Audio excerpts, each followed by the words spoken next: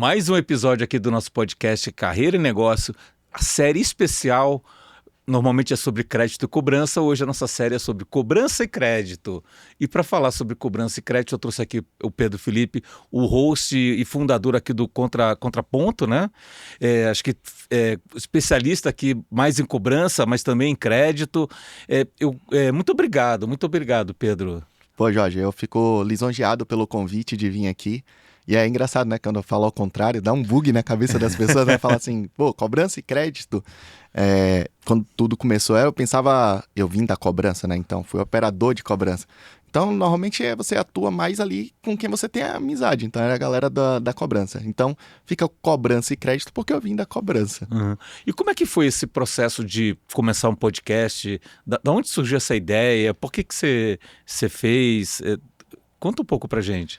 Assim, eu estava visitando um cliente, eu fornecia uma empresa de tecnologia, e aí chegou lá, ele virou para mim e falou, pô Pedro, cara, eu queria montar um canal no YouTube. Eu falei, eu também.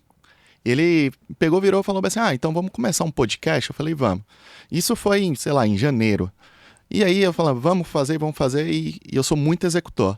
Chegou uma hora que eu falei, cara, Wendel, eu não vou procurar um estúdio aqui e a gente já vai e já grava. E aí teve uma resolução da Anatel, logo naquele período. E aí eu falei, cara, achei um estúdio do Renner, lá na Zona Norte. E a gente fez o primeiro episódio, eu e ele, ali, sem saber muito o que tinha ali. Mas basicamente a gente criou um canal no YouTube. E aí desse canal no YouTube a gente gravou um episódio. E a partir dali a gente começou o Contraponto efetivamente. Então a ideia inicial foi, poxa, tem um amigo e eu vou fazer o podcast, e ali a gente falou sobre uma resolução da Anatel, onde impactava muito os contact centers e as empresas de cobrança. Depois disso a gente começou a levar temas variados, então levava todo tipo de tema que você pensar, a gente levou lá de vendas, de comportamento humano, como migrar para os Estados Unidos, quais tipos de vistos. Então assim, teve um leque de assunto, e quando eu falava sobre cobrança, como meu network era mais na cobrança, meus amigos, a maior parte, sempre dava mais audiência. Uhum. Então, aí veio um processo de cisão com o Wendel, e eu comecei o Contraponto focado em cobrança e crédito, mas primeiro era só cobrança, porque eu só tinha amigos da cobrança. E aí nisso, eu comecei a fazer o programa voltado à cobrança, mas foi mais por conta disso.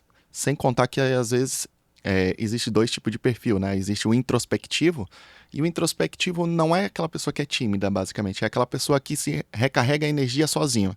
Uhum. E existe o extrovertido. Ele recarrega a energia tendo contato com outras pessoas. Você é mais extrovertido, né? Sou extremamente extrovertido. Então eu precisava ver, gente, pandemia. Você chega lá e fala bem assim, poxa, um momento onde eu consigo ter contato com outras pessoas. Foi através do podcast. E você falou que começou em janeiro desse ano? Não, isso foi 2022. 22. A gente começou, não foi exatamente janeiro. A gente teve a ideia em janeiro e a gente foi dar o start em novembro.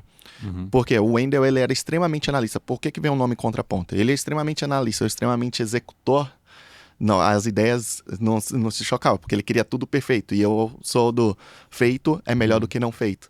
Então, a partir dali eu fiz uma cisão e a gente fez o Contraponto, e aí eu comecei a puxar muito mais para executar. E aí foi quando a gente começou. Eu lembro que foi o primeiro episódio, foi o jogo do Brasil na Copa do Mundo, e a gente tava gravando, soltaram fogos, e aí não tinha acústica no lugar, e depois a gente teve que regravar.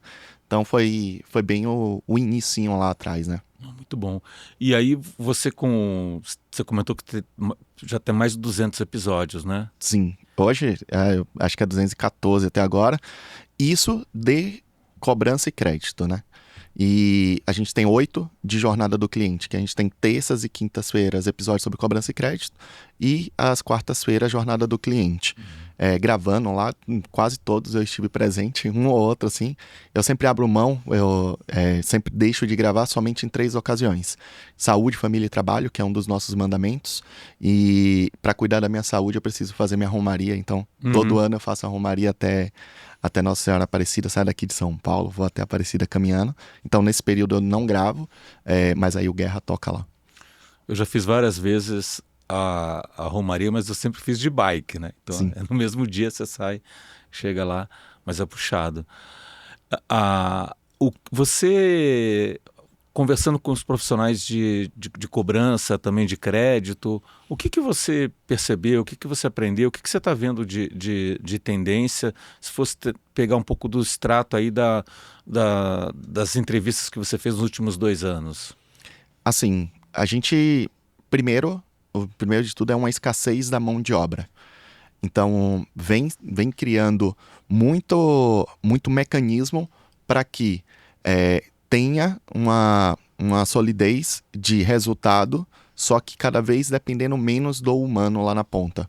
Por qual motivo?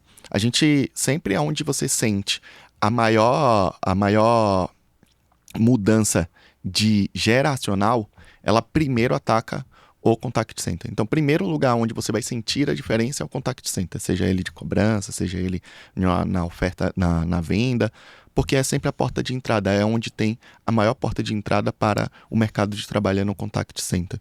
Então, houve uma diminuição da mão de obra, isso aí são N motivos para que essa mão de obra não queira trabalhar hoje no contact center, na parte de cobrança. Então, vem criando automações para que isso aconteça. E desde a pandemia, isso vem acelerando cada vez mais e é absurdo o quanto que a gente vem tendo desse avanço tecnológico, tanto para a área da cobrança quanto para a área do crédito. Mas aqui, trazendo um pouquinho do cenário da cobrança, até 2020 a gente ouvia falar sobre agente virtual. Então a gente tinha ali, ele reconhecia a fala, tinha um pouco de dificuldade, tinha que ser uma árvore. Então a gente nessa linha de tecnologia, vieram os agentes através da IA. Só que em contrapartida, a gente teve um baixo número de atendimento. Por quê? Muita ligação que a pessoa atendia, caía, aí vem regulamentação da Anatel, onde você tem que tomar uma série de cuidados para na hora que você contactar. Então veio aumentando também a cobrança no digital. O que é essa cobrança no digital? Seja ela com uma landing page, seja ela por e-mail, por um SMS, por um WhatsApp, por um canal de comunicação que não necessariamente você precisa ter uma voz do outro lado. Então, houve um avanço gigantesco de tecnologia e aí hoje, como você tem uma escassez de mão de obra, vem a adaptabilidade da IA nesse cenário. E daqui para frente, o que todos falam beleza, o operador ele não vai deixar de existir, mas que a IA vai ser um bom filtro para pelo menos diminuir a inadimplência daqueles casos que são teoricamente mais fáceis, né, que você consegue negociar ou que a pessoa faz um auto-service ali.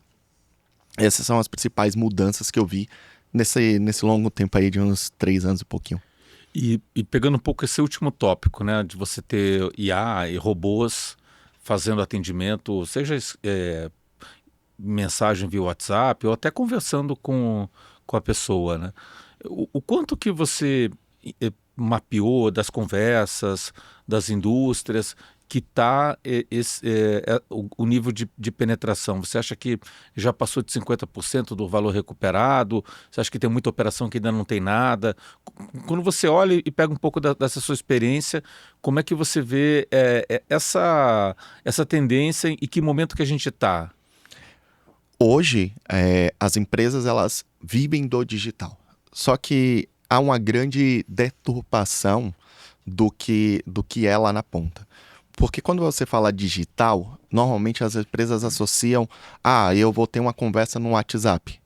Ali também é um canal de digital. E aí quando você fala, o WhatsApp, você tem um alto retorno, ao contrário de uma telefonia. De você ligar e você ter ali 3% de alô, enquanto no WhatsApp você mandou, você tem 30% de resposta, que seria mais ou menos o alô. Encaminhei, tem 30% aqui, é bem maior a penetração. Ele, sim, representa muito mais recuperação. Diante do cenário, quando a gente olha bancos, financeiras, esse resultado de recuperação, diante daquilo que eu ando conversando, 70% do resultado vem do digital e 30% ainda vem de um ser humano lá na ponta ligando e falando. E aí, quando a gente fala digital, a gente tem que pensar também que, por exemplo, os marketplaces de autonegociação, a gente tem que pensar também na campanha de e-mail, onde você consegue trazer para um portal ou, de repente, direcionar para um app. Então, assim, existe um leque de informação sobre digital. Conversacional, hoje a gente fala assim, em robôs usando, ali vem mais ou menos uns 50%, 60% de média de mercado, já vem diretamente de um robô. De 70%, metade já vindo de um robô. Vem muito mais vem muito mais de robô do que o outsourcing. Tá. Acho que para mim é um pouco do número que eu também tenho na cabeça. Quando eu vejo os bancos, acho que tinha muita restrição de cobrar usando o WhatsApp. Um amigo meu no Santander falou, poxa, esse ano que eles conseguiram autorização para cobrar usando o WhatsApp e é o único país do mundo que pode fazer isso, né? Então, assim, acho que tem um pouco dessa ainda penetração um pouco menor. Por outro lado, outras operações, às vezes até bem mais, né? Então, estava comentando do meu sócio que tem uma operação de cobrança de escola, a cobrança dele é 90 e poucos %, o canal é tudo digital, né? Sim, qual que é o grande detalhe? A Meta, quando a gente fala, a gente tem diretrizes que vêm dos Estados Unidos. A Meta é uma empresa norte-americana, é dona do WhatsApp, e aí, quando a gente fala sobre cobrança, o Brasil ele tem uma característica que é diferente lá dos Estados Unidos. Por lá já ser um modelo mais maduro, normalmente a pessoa atrasou, há uma securitização daquele crédito muito mais rápido do que aqui no Brasil. A gente vem tendo uma aceleração, vem crescendo a venda de carteira, então por isso há uma proibição. Primeiro a gente olhando um lado da Meta. E aqui a gente tem uma outra característica. As instituições elas não conseguem realizar as cobranças sozinhas. Até por isso que existe N escritórios de cobrança. Então, quando a gente fala sobre cobrança no WhatsApp, eu tenho lá a Pedro Assessoria, um exemplo. Então, eu vou cobrar o banco do Jorge. Eu vou cobrar o banco do Marcos. Então, o que acontece? Quando eu mando uma comunicação, eu falo bem assim, olha, eu sou aqui da Pedro Assessoria e estou cobrando o banco do Jorge.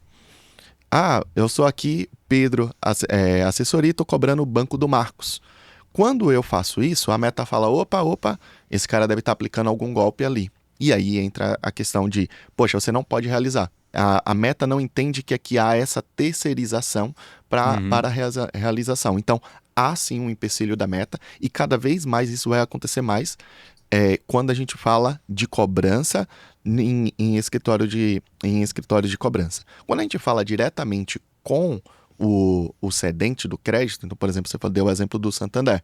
O Santander ele consegue realizar ali a cobrança, você consegue até fazer, só que tem um grande detalhe. Como é medido isso junto à Meta?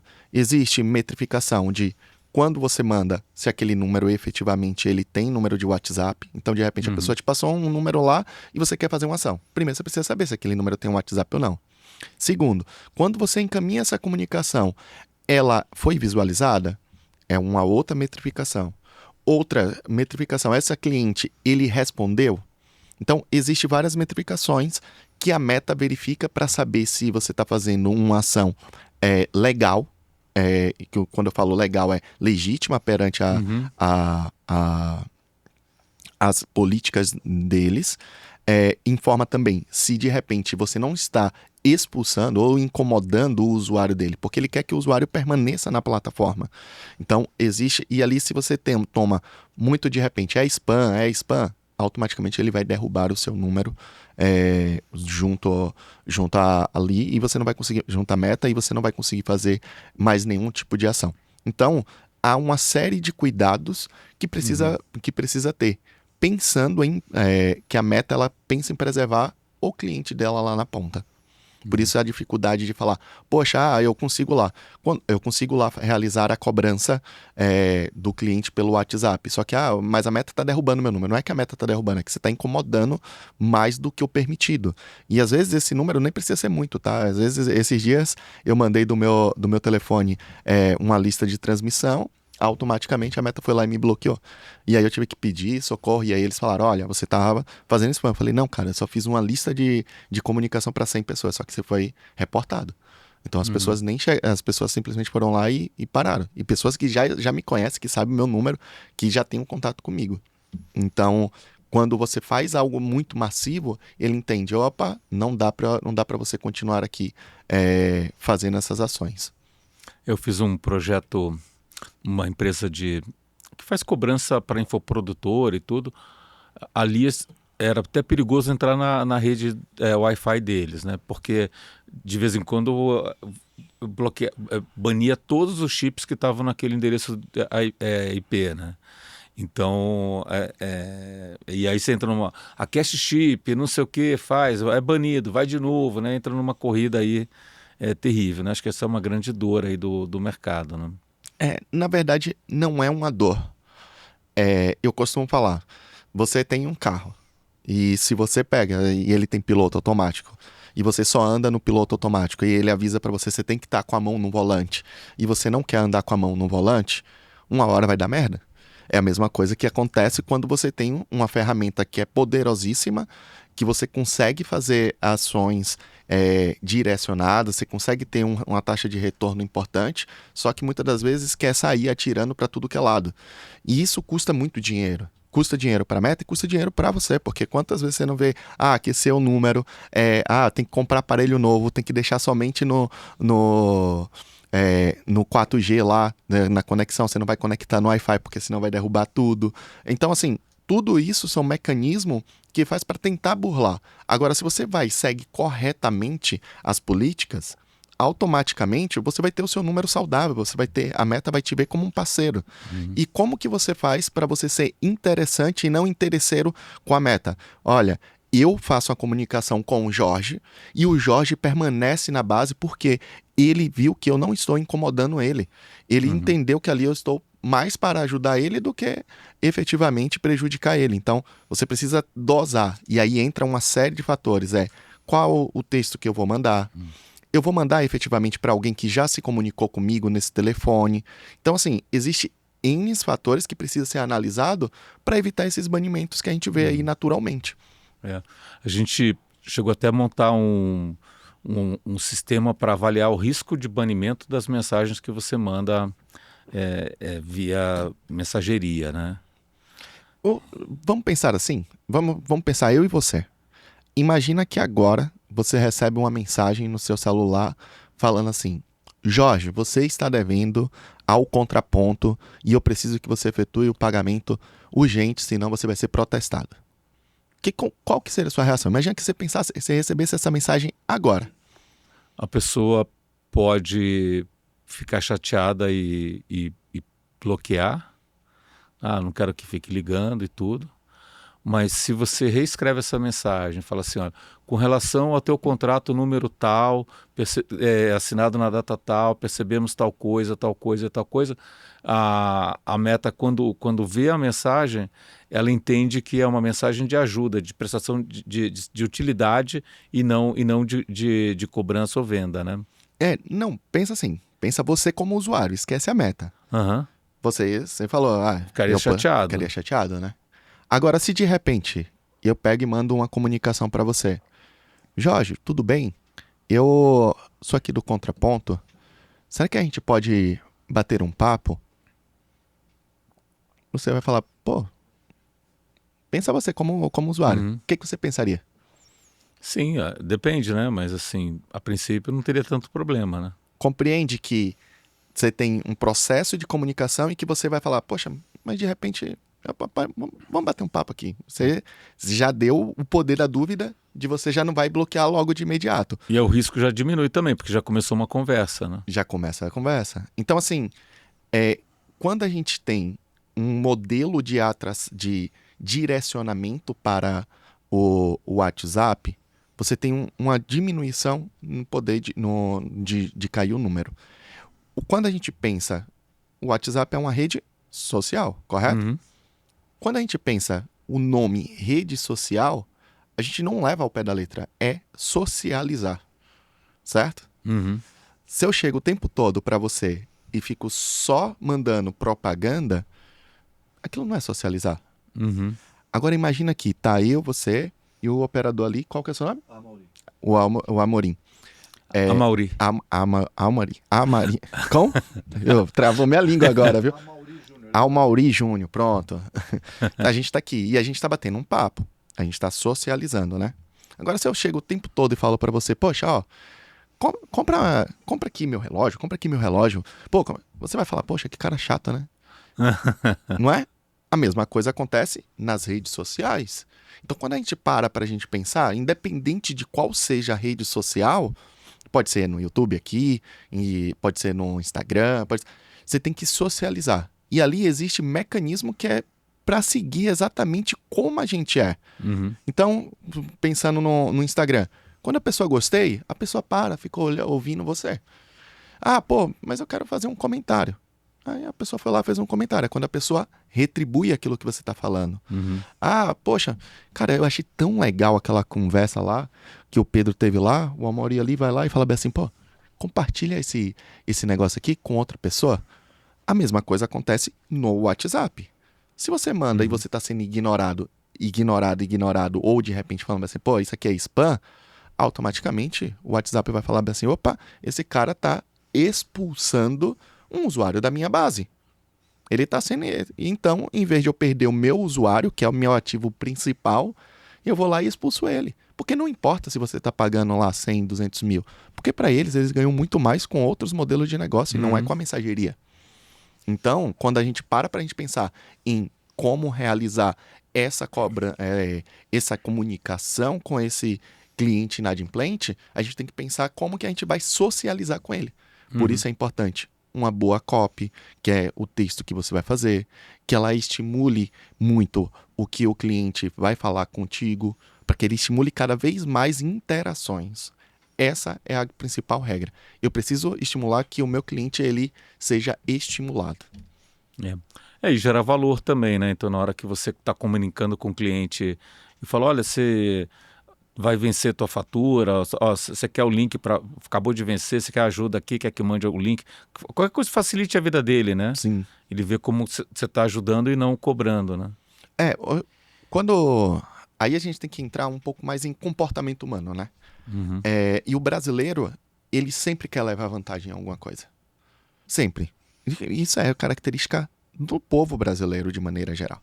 Então, quando a gente para a gente analisar quais os modelos de ações que a gente pode ter ali poxa, olha, eu tenho um benefício que é tão exclusivo para você que eu resolvi te comunicar. Então, mas é para você. Então, quais são as mensagens que mais dão retorno de acordo com aquilo que eu já vivenciei dentro do contraponto e daquilo quando eu fornecia esse tipo de tecnologia? Eu já vi empresas falando assim, olha, pague a sua dívida e ganhe um Spotify. Ganhe um mês de Spotify. Ah, olha, se você pagar aqui, você tem o seu cartão de volta ativo. Seu cartão volta a ser ativo imediatamente, com limite ainda de X mil reais. Então, você traz esse benefício para ele como se fosse um cashbackzinho ali, sabe? Poxa, ó, pagou, você leva. Então, você diminui o seu risco aqui na ponta, você consegue ter resultados de diminuição de PDD, mesmo você aumentando o valor de recuperação que você precisa investir para que isso aconteça. Então, as melhores mensagens são aquelas que você consegue retribuir para ele algo diferente ou que de repente gera muita curiosidade. Para isso você precisa estudar muito sobre PNL, gatilhos mentais, escrita persuasiva. E como é que você acha que a tecnologia, principalmente IA, está ajudando nessa parte? Hoje, quando a gente pensa em IA, em cobrança, contact center, a gente vê ele como um agente. Uhum. Então, a gente vê ele como sendo uma pessoa conversando com a outra. Só que, na verdade, a IA ela tem um poder gigantesco. Porque como assim poder gigantesco além disso? A gente pode fazer uma IA fazendo monitoria e ouvindo real time, de repente comunicando com aquele cliente, com aquele operador ali, sussurrando, ou de repente poupando algo na tela, fale sobre tal coisa, orientando ali. trazer É o insumos. copiloto, né? É um copiloto, mas só que com um banco de dados gigantesco que vai conseguir orientar para você chegar lá no resultado da cobrança lá na ponta. Com esses dados, hoje, quando a gente fala muito sobre Speak Analytics, que é esse tipo de tecnologia, normalmente a pessoa falava assim, eu vou diminuir aqui o meu monitor, então eu vou conseguir aplicar um treinamento. Ok, você vai conseguir diminuir a monitoria, você vai falar pro cara, ó, sua nota deixou de ser 100 para 98 porque eu tinha uma amostragem antes de 5, 6 ligações no mês e agora eu consigo monitorar o cara 100%. Agora, o quanto de reforço positivo você tem? Quanto que o Jorge não falou aqui dentro do podcast que eu posso usar dentro do meu podcast para melhorar minha audiência lá? Ou, de repente, quais são as palavras que foram mais usadas? Eu lembro de um episódio que eu tive com o Carlos Leitão e ele falou bem assim, cara, tinha um processo de venda lá de seguro residencial. Os tops o primeiro quartil ali, normalmente pro quarto quartil, os caras vendiam 10 vezes mais. Mas qual que é essa diferença? Quando ele imputa essa tecnologia de IA, ele percebeu que a palavra que as pessoas mais falavam era caixa d'água. O que tem a ver seguro residencial com caixa d'água? E o daqui de baixo quase não falava caixa d'água. Então você consegue trazer mapeamento. E ele percebeu, uma caixa d'água para você lavar é R$ 500. E se você coloca o seguro residencial durante um ano, é R$ 500. Então a pessoa fica assegurada e ainda ganha uma lavagem de da caixa d'água dele. Então, quem utilizava aquele mecanismo ganhava, vendia muito mais. Então ali estava o X da questão. Você consegue trazer isso. Fora isso, ainda indo um pouquinho mais adentro, a gente pode ter um processo de classificação e definição de estratégia, seja ela para concessão do crédito, seja ela para realização de cobrança. Se a gente estava falando lá sobre, de repente, a gente estava falando sobre o WhatsApp um pouquinho atrás. Imagina você que dentro de um IA, eu consigo fazer um motor conforme o histórico de pessoas que eu tenho lá, de comunicação, eu consigo trazer quem são as pessoas, quais foram os tipos de mensagem que elas mais responderam e quais foram os que visualizaram e que deixaram de responder. Eu posso comunicar somente com quem me responde diante desse perfil. Eu consigo definir estratégia. Só que hoje a gente vê muito mais ainda como um agente resolutivo de conversacional. Por quê? Porque a gente não tem mão de obra. Nessa parte de cá ainda existe cabeça pensantes que ainda assim estão atuando nessas áreas. E aí quando a gente fala de monitoria, de treinamento e de definição de estratégia, muitas vezes ainda tem também questão de, poxa, será que eu vou colocar os meus dados lá dentro da IA e vai vazar ou algo assim? Cara, para tudo vai acontecer um momento, principalmente quando fala vazamento de dados. Se você ainda não foi vítima de vazamento de dados, você vai ser daqui a pouco. Então, informação ela tá aí e todo momento a gente tem nossas informações vazadas. E assim, como hoje, por lei, você tem que gravar todas as conversas, fazer hoje a transcrição de uma conversa gravada é super rápido e tranquilo também, gasta um pouquinho de token de IA. Você consegue olhar para cada operador e ver se ele segue ou não, o quanto que ele segue um script. Sim. E depois você pode, inclusive, ver se está funcionando ou não. Às vezes ele não está seguindo o script, mas está até convertendo mais. E você tem uma ferramenta poderosíssima para botar os caras no script, o cara já sabe que está sendo monitorado, ele vai se esforçar mais e até descobrir, que nem você falou da caixa d'água, que está fomentando mais venda e mais conversão, né? Sim, aí é como existe um mecanismo gigantesco de você executar. Porque você começa a brincar com dado, né? Você começa a ter possibilidades de repente, você trazer muito mais insumos e você trazer muito mais resultados. Uma vez eu trabalhava numa empresa de cobrança e lá eu cobrava supermercado. E aí simplesmente vinha só um número de telefone. DDD 75 322222. Ou DDD 81 322222. Só vinha esse número de telefone. E eu não conseguia contato com aquela pessoa. Porque era um número genérico. E aí eu peguei e fui entrar mais a fundo na análise do dado mesmo. E eu falei, cara, mas o endereço estava correto. Por quê? Porque a pessoa que estava concedendo o crédito, a pessoa não tinha telefone fixo e era uma trava dentro do sistema que a pessoa precisava fornecer um telefone fixo. E aí o que acontecia? Quando você mandava a carta, a pessoa falava assim, peraí que eu vou pagar aqui. Agora, eu não conseguia contato com aquela pessoa. Eu tinha que ficar gastando muito mais dinheiro dentro da base, porque tinha que trazer enriquecimento, de buscar número novo, de tentar contato com aquele cliente, por conta de que ele não cadastrava lá. E aí eu trouxe essa informação, 70% dos seus contatos de determinadas lojas, ela tá mostrando aqui, que só vem com esse número. Aí o gestor do crédito na hora lá falou assim, eu não acredito. Eu falei, agora você sabe por que eu tô lá na frente? Que eu fazia muito mais resultado? Porque eu consigo mandar uma carta para ele e o cara vai lá e paga. Só que, como a carta é o mais caro da régua, todo mundo começa pelo mais barato, que é a ligação, que é fazer o enriquecimento, que é mandar o SMS. E aí vai todo mundo no digital. Só que nesse momento ali não tem como ser digital. Vai ter que ser analógico, vai ter que pegar a cartinha mesmo, encaminhar e vai lá para a pessoa. Eu fiz uma vez um projeto pro Banco do Brasil, e o Banco do Brasil, por questão de licitação, agora tem agora tem menos, mas na época tinha muito SCOB, porque o cara entra, se qualifica e aí tem que distribuir a carteira para um volume, assim, centenas e centenas. Interessante que quando a gente pensa em cobrança, e na época não tinha quase nada de digital, você está falando aqui qual é o melhor discador, quanto que você liga, qual é o funil, etc e tal. E tinha uma que nem tinha discador e o que eles faziam, pegava as dívidas, procurava na internet para localizar o telefone, porque é o que você falou, às vezes o telefone está errado, ligava para as maiores, cobrava e tinha uma performance relativamente melhor do que a cobrança tradicional que a gente conhece, né? Não estou falando que tem que aplicar isso para todos, mas você pegava um recorte que pouca gente explorava, né? E aí você pega a dívida mais alta, que você falou aqui de pessoa jurídica, você consegue ter uma performance, né?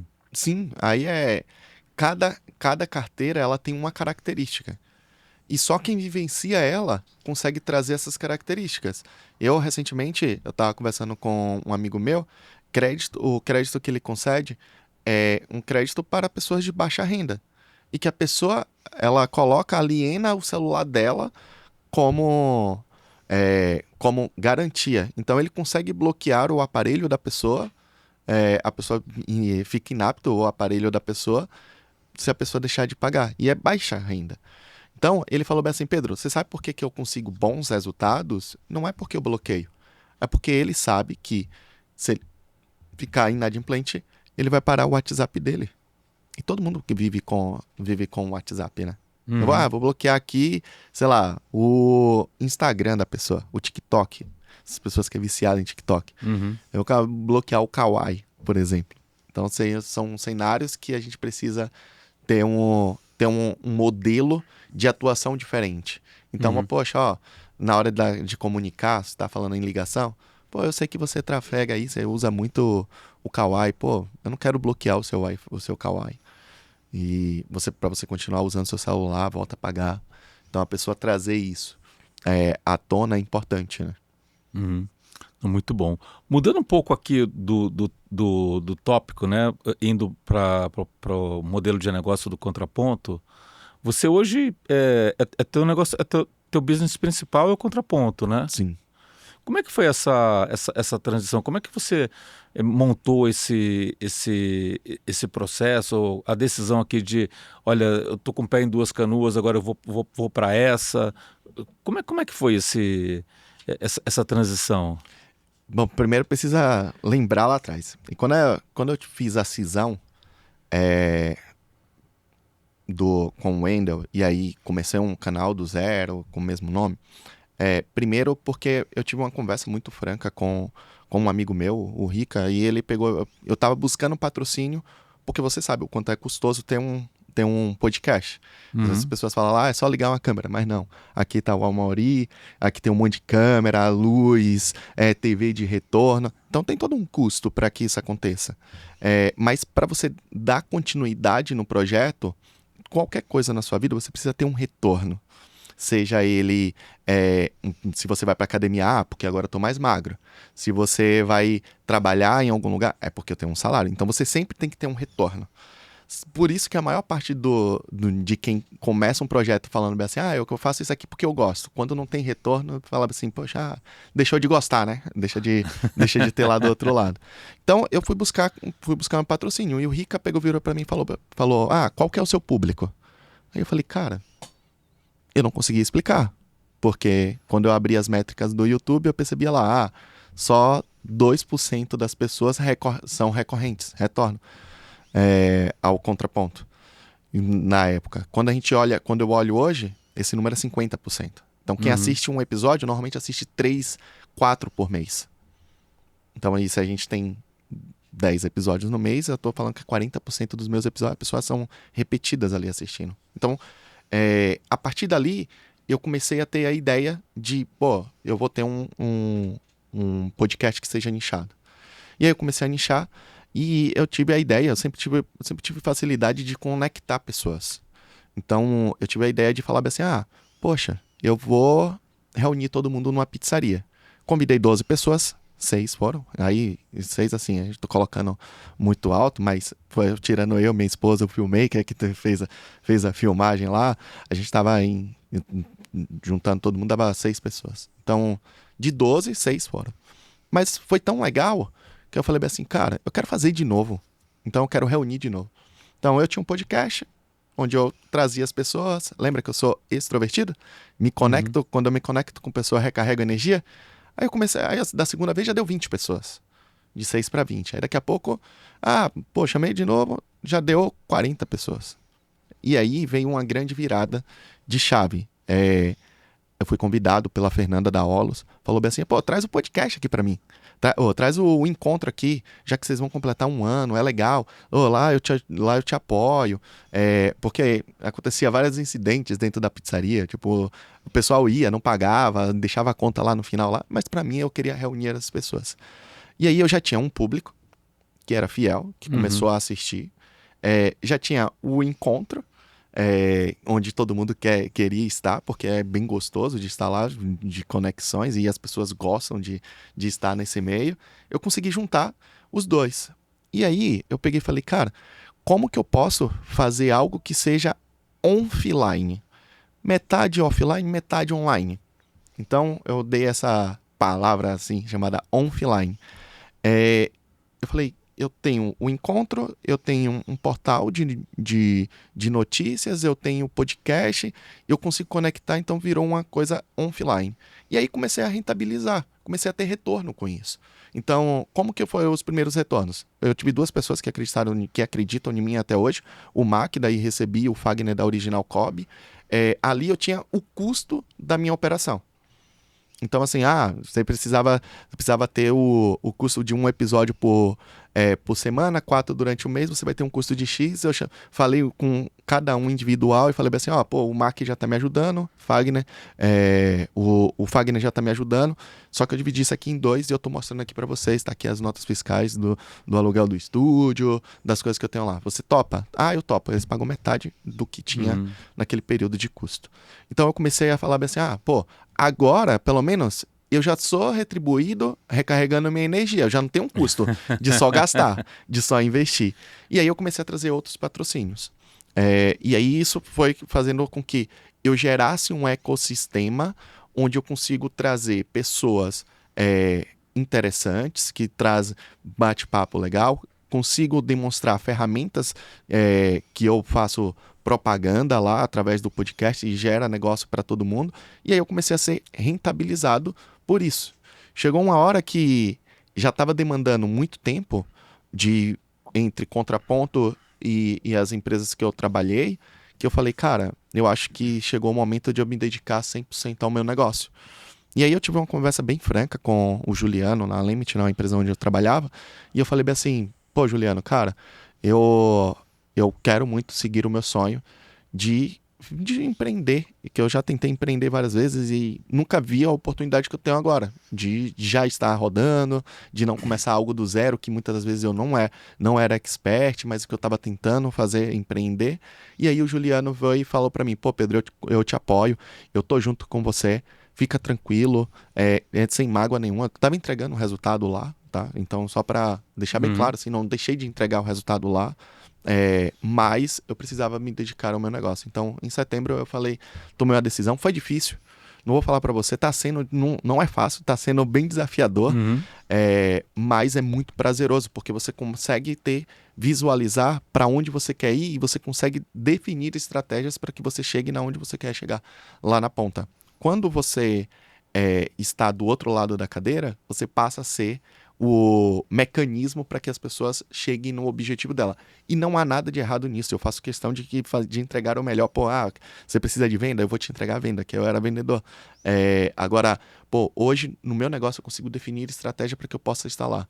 É desafiador, tem altos e baixos de como qualquer outra função. Às vezes a gente para e pensa e fala assim, poxa, eu deveria ter ficado lá atrás, só que, cara, mas foi bom porque eu fui ganhando maturidade para saber se realmente isso vai dar certo. Então, para mim, essa virada foi muito desafiadora. Pegando um pouco da tudo que você aprendeu nesse processo, um executivo sênior de crédito e cobrança que tivesse um plano de construir autoridade no horizonte aí de 2 anos e fosse conversar contigo, como é que eu posso montar e trabalhar esse plano, né? Você consegue sugerir aqui um roteiro mínimo para essa pessoa? Sim, eu consigo. Assim, ó, primeiro de tudo, você tem que imaginar que, supondo que seja uma pessoa muito jovem, Uhum. ela ainda não sabe muito tecnicamente. E não é somente saber tecnicamente. Os relacionamentos, eles são mais valiosos do que o seu conhecimento. Então, imagina agora aqui, eu conheço o Jorge, e aí, o Jorge tem um baita currículo aí, sabe tudo sobre crédito. Eu conheço pouco de crédito. Só que você é monstro no crédito, certo? E eu gosto da cobrança, eu vim da cobrança. Então, meu conhecimento é muito mais em cobrança. Se eu chego e consigo juntar aquilo que o Jorge tem com aquilo que eu sei, eu consigo transformar, consigo ir escalando. Mesmo que eu não saiba, eu conheço alguém que saiba no meu lugar. Então, foco em relacionamento transparente. Esse é o primeiro passo. Seja genuíno, seja interessante, nunca interesseiro. Então, isso é algo que eu sempre faço para a pessoa. Valorize o relacionamento que você tem com as pessoas. Nunca seja interesseiro. Já pensou quando eu conheci você, Jorge, lá na reunião lá com o russo lá, e eu já fosse extremamente interesseiro? Cara, eu acho que eu não estaria aqui agora e não teria gerado um convite para você também ir lá no Contraponto. Uhum.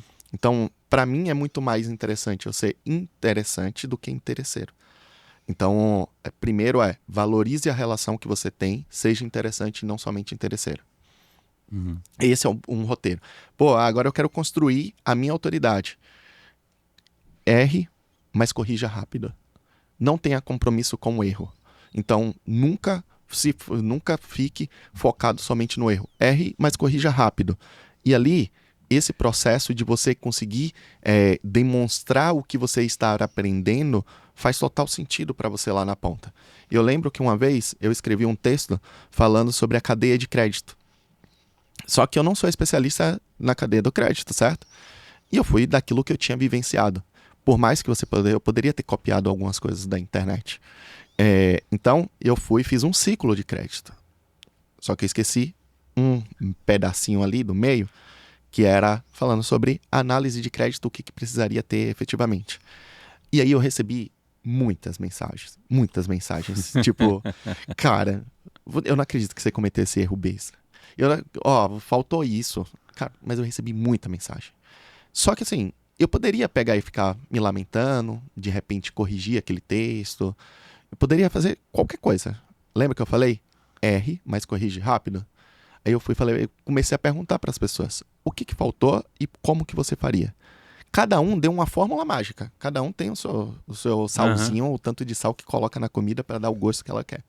E aí eu falei bem assim, poxa, agora eu já sei o que são das pessoas, eu já sei como eles pensam, como que é efetivamente, porque cada um tem uma interseção ali do que eles estavam falando, e aí eu voltei com o texto. Falei bem assim, poxa, eu errei.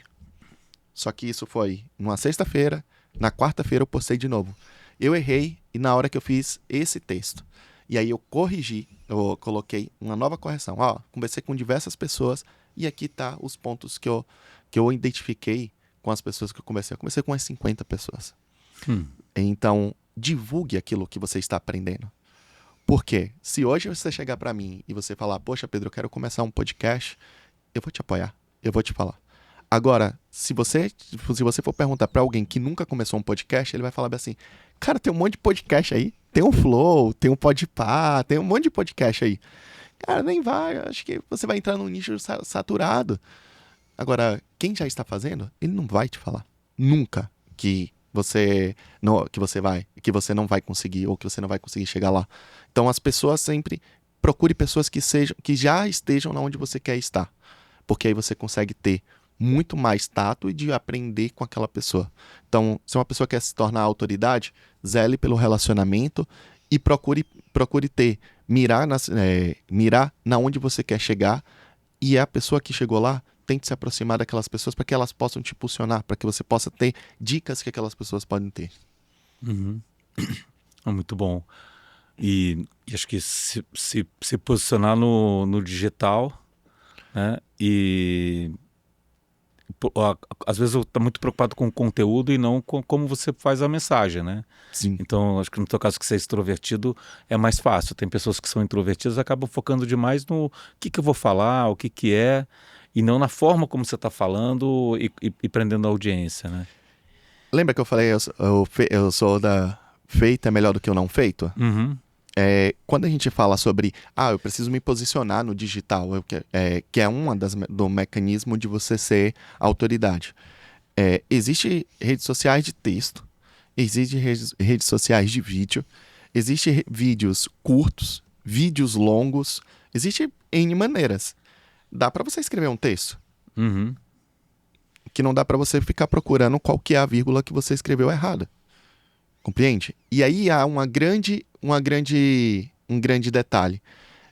Às vezes a gente quer ficar procurando validação do próximo. Cara, o tanto de texto que eu escrevi no LinkedIn nessa minha vida, cara, se eu for olhar lá pra trás, lá, eu falo bem assim, cara, eu não acredito que eu escrevi isso aqui. Agora tem coisas que eu falo, poxa, olha o que eu escrevi lá atrás e o quanto está se aplicando aqui. Então, assim, às vezes a pessoa quer só mirar no perfeito, o melhor conteúdo sempre, e não era assim. Você vai errar muito mais. Mas eu tô falando, cara, de cada, sei lá, já teve de 210 episódios lá, um monte eu já errei. Pra eu conseguir abrir uma câmera e falar, minha primeira vez eu vendia camisetas. Eu fiz um vídeo falando sobre a camiseta, eu sem estar vestido com camiseta, sem camisa. Compreende? Então, assim, só que o feito foi melhor do que o não feito.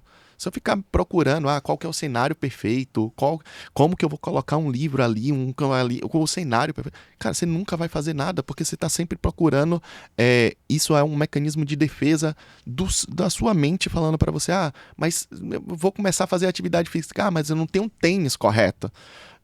Mas você pode ir andando, você pode andar, você pode começar a fazer qualquer tipo de atividade física, mas só a sua mente fica te bloqueando o tempo todo. Então, se posicionar é você fazer mesmo que com medo, tá? Isso, eu senti medo pra caramba. Desculpa que desculpa pelo palavrão, mas eu me senti medo, muito medo, na hora que eu cheguei pro Juliano pra conversar com ele. No dia que eu saí daqui de São Paulo, fui até Vinhedo, eu senti medo pra caramba de chegar pra ele, e não foi de falar com ele. Eu cheguei, passou um monte de coisa na minha cabeça. A segurança de que eu tenho um salário fixo. Poxa, eu não posso errar, eu tenho meus filhos. Eu tenho minha esposa.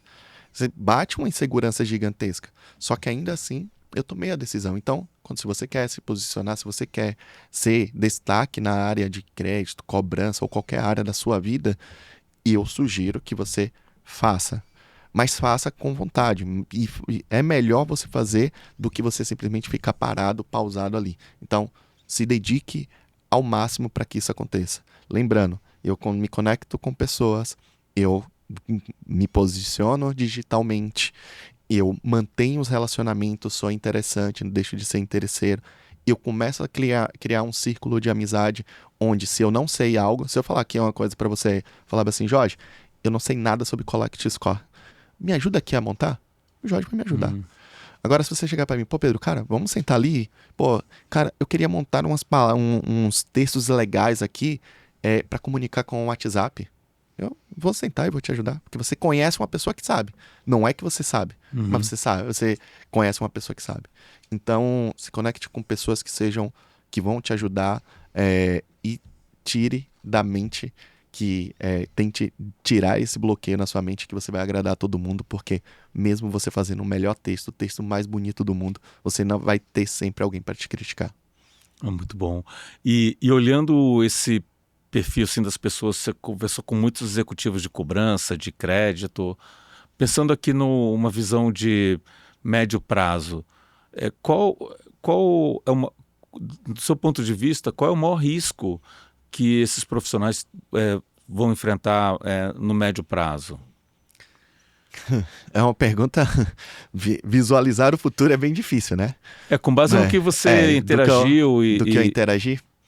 Assim, ó, o que eu percebo hoje a gente tem um avanço da IA e as pessoas elas não estão buscando crescer profissionalmente com isso. Então, às vezes as pessoas elas ficam buscando basicamente, poxa, eu utilizo o ChatGPT, mas não busca um conhecimento além do ChatGPT. Enxergar outras possibilidades, além de simplesmente, eu faço uma pergunta e ele me dá uma resposta. De repente, buscar algo que seja além de uma conversa que eu falei do agente. É como eu consigo trazer mais coisas. E as pessoas hoje, elas fazem muito mais na reação. Então, quando a gente fala, poxa, uma pessoa quando ela é um gestor de crédito, minha inadimplência ficou alta. Eu abri demais a minha torneira aqui, corri risco demais. Pô, eu vou fechar aqui. Pô, mas espera aí, será que dá para eu recuperar? Como que eu posso pegar e pensar algo diferente? Tá bom, a cobrança tá lá, tá fazendo o papel dela, tá até recuperando boa parte, mas poxa, o que eu posso fazer de diferente? É esse questionamento que às vezes eu vejo as pessoas muito mais executando do que planejando. Executando porque tá desesperado. É como começou a bater no pescoço e a pessoa fala assim, pô, peraí, eu preciso sair para respirar. Eu acho que planejar muito mais, planejar e executar, as pessoas estão hoje muito mais executando e não estão planejando tanto. Acho que as pessoas precisam entender que para o futuro você vai precisar ter inteligência artificial, mas só que você precisa ser planejadora com a executora. Eu vejo que muita gente entra no ChatGPT e só conversa, né? Sim. Mas você não faz um prompt, não monta um agente. Isso pode fazer toda a diferença lá na frente. Esses dias eu comecei a transcrever todos os episódios do Contraponto. E aí eu falei pra ele, eu subi todas as transcrições e eu perguntei pra ele, eu falei assim, cara, eu quero ser o melhor apresentador de podcast do Brasil. Eu quero isso. Diante dessas transcrições, eu quero que você liste quais são as palavras que eu falo que eu deveria remover e eu quero que você compare com os outros podcasts. E aí eu coloquei pessoas que eu admiro pra caramba, Joe Rogan lá nos Estados Unidos, o Igor aqui do Flow, e falei pra ele, o que eles fazem de diferente de mim? E desafiei ele e comecei a perguntar cada vez perguntas mais incisivas pra ele.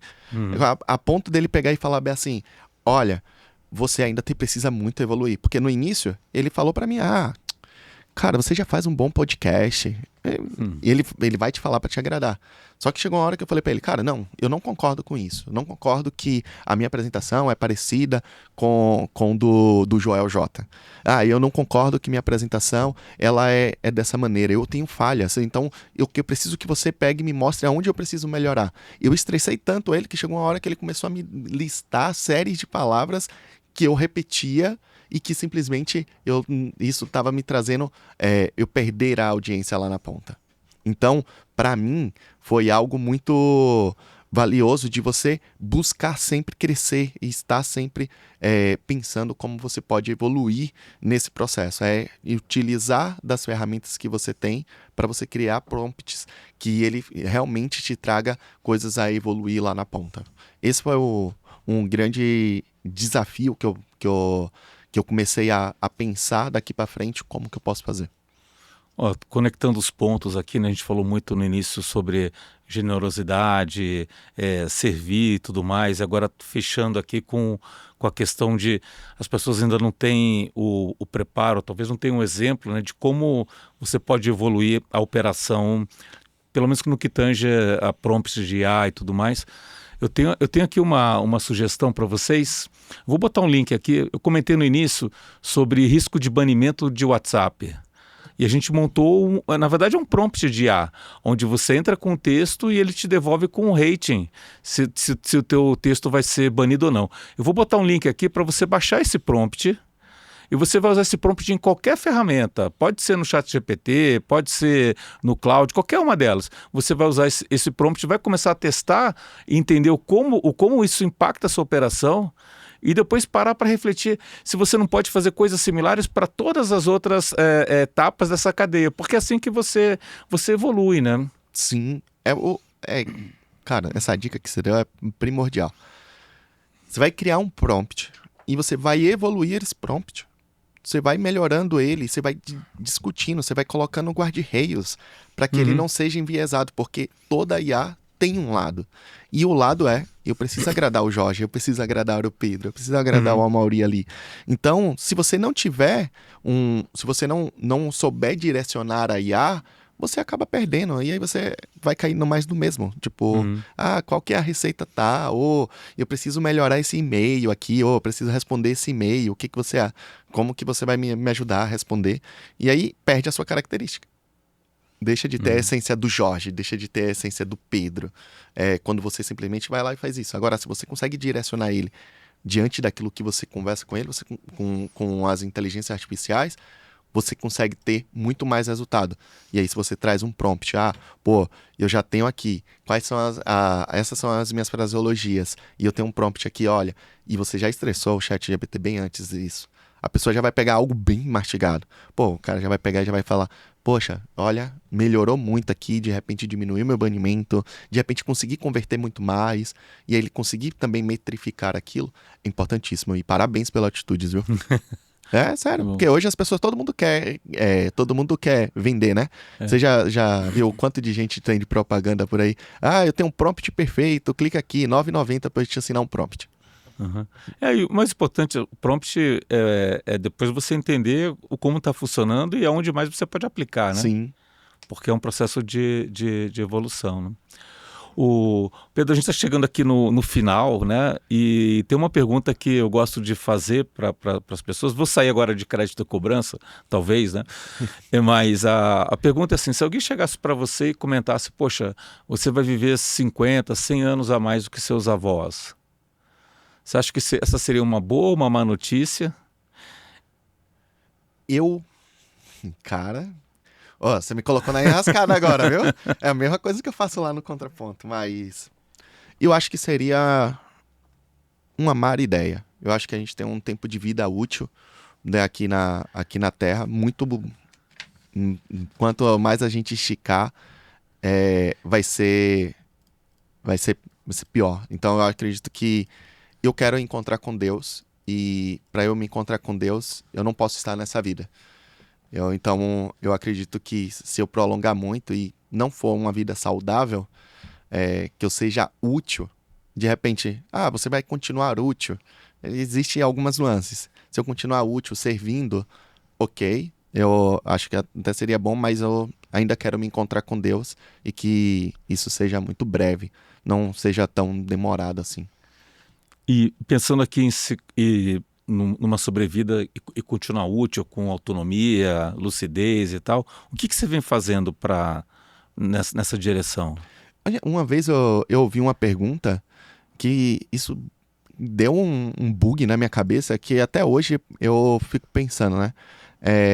A pessoa me perguntou, você morreria pelo seu filho, pela sua esposa? Eu falei, morreria. Aí a pessoa falou bem assim, e você viveria por ela? Como assim? Você cuidaria mais da sua saúde para você ter mais tempo com sua família, com seu filho? E ali eu fiquei pensando, cara, às vezes é errado a gente perguntar, né? Você morreria pela tal pessoa? Mas não, ela falou, você viveria pelaquela pessoa. E é exatamente isso. Eu tento cuidar, né? Lembra que eu falei pra você, a gente tem uns mandamentos, saúde, família e trabalho lá? Então, eu cuido da minha saúde. Eu cuido da minha mente. Eu cuido da minha família.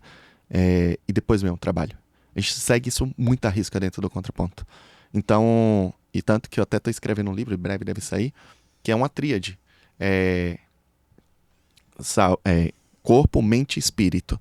Trazendo esses três pilares. Só que aí, quando ele entra quando vai pro contraponto, ele tem 3 pilares também, saúde, família e trabalho. Só que ele encaixa perfeitamente em saúde. Porque você precisa ter esses 3, corpo, mente e espírito. Então, eu tento cuidar da minha tríade, né? Corpo, mente e espírito sempre.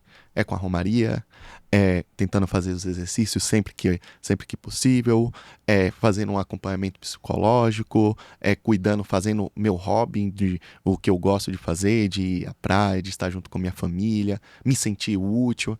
Então, eu tento cuidar para que isso aconteça. Mas eu, Pedro, não gostaria de sobreviver tanto, sei lá, uns 100 anos a mais do que meu pai. Eu fosse chegar lá com 170 anos. Cara, eu acho que talvez não. Eu prefiro chegar ao colo do pai. Muito bom, muito bom. Assim, toda vez eu deixo um livro aqui, né? E como a gente falou muito sobre esse processo de transição de carreira e tudo, isso aqui é o Guia do Executivo Demitido. Pô, muito obrigado. Conta um pouco dessa história minha também, né? De transição do mundo corporativo para o empreendedorismo, né? E você que está assistindo aqui, né? Quer saber mais sobre crédito, cobrança, então segue o Contraponto. O Contraponto você tem episódios online, né? São três por semana, então tem tanto a parte de cobrança quanto a parte de experiência do cliente, né? Isso. A gente tem terça e quinta-feira episódios sobre cobrança e crédito, e às quartas-feiras jornada do cliente. Todos esses episódios estão disponíveis no YouTube e no Spotify, mas a pessoa precisa seguir aqui você, porque, cara, um bate-papo super gostoso. Jorge, muito obrigado pelo presente, obrigado pelo convite de eu vir aqui. A pessoa, cara, quando a gente está em um lugar onde a gente tem trocas genuínas, é legal porque a gente se empolga, né? Que o tempo voou, eu nem imaginava. 1h02. Eu tava gravando anteriormente, deu 55 minutos e acabou. Eu falei, caraca, nossa, voou o tempo e agora voou comigo também. É muito rápido, né? E para você que quer implementar uma operação de cobrança digital, a gente está com um programa de aceleração. A gente monta, em um mês, monta a tua operação de cobrança digital, funcional, rodando, e depois nos próximos 2 meses leva para alta performance, né? Então, quem já entrou nesse programa com a gente já está com a operação de cobrança digital funcionando. Se você faz cobrança e não tem uma operação digital, se você faz cobrança e pelo menos metade do teu recebimento não está vindo do digital, você está deixando dinheiro na mesa. Pensa bem, segue a gente aqui no canal, compartilha e muito obrigado, muito boa essa conversa. Muito bom, muito obrigado aí, pessoal. Nos encontramos em breve. Eu fico convite para você ir lá. E pode levar o Marcos também, tá? Como você falou, bom. o Marquinhos. Valeu, galera. Muito bom, obrigado.